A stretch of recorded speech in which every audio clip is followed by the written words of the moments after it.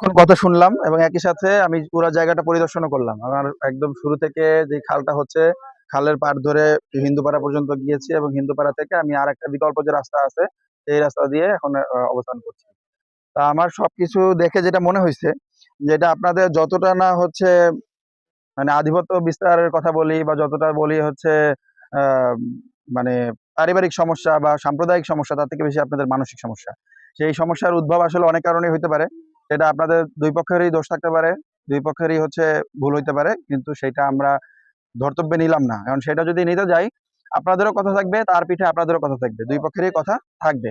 কথা বাড়তেই থাকবে, সবারই মন্তব্য থাকবে, সবারই ব্যাখ্যা থাকবে। আমরা সেই প্রসঙ্গে যাচ্ছি না।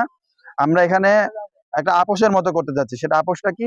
যে যেহেতু এখানে ছোট, ছোট বাচ্চাদের স্কুলে যাতায়াতের একটা বিষয় আছে। তা আমরা ছোট, ছোট বাচ্চারা যাতে ভালোভাবে স্কুলে যাইতে পারে, মানে সহজে যাতে যাতায়াত করতে পারে, এইজন্য যে খালের পাড়ের যে হাঁটার রাস্তাটা, সে হাঁটার রাস্তাটা উন্মুক্ত করার জন্য বিবাদী পক্ষকে অনুরোধ জানাচ্ছি এবং তাদেরকে বলতে চাচ্ছি যে, এই রাস্তাটায় আপনারা গাছ লাগান, কোনো সমস্যা নাই। কিন্তু অন্তত যাতে হচ্ছে পায়ে হাঁটার রাস্তাটা থাকে, ছাত্রছাত্রীরা যাতে স্কুলে সুন্দরভাবে যেতে পারে। কারণ আমরা যেই রাস্তাটা এখন দাঁড়িয়ে আছি, এই রাস্তাটা একটু দূরত্ব বেশি। তো বাচ্চাদের জন্য একটু কষ্ট হয়ে যায়।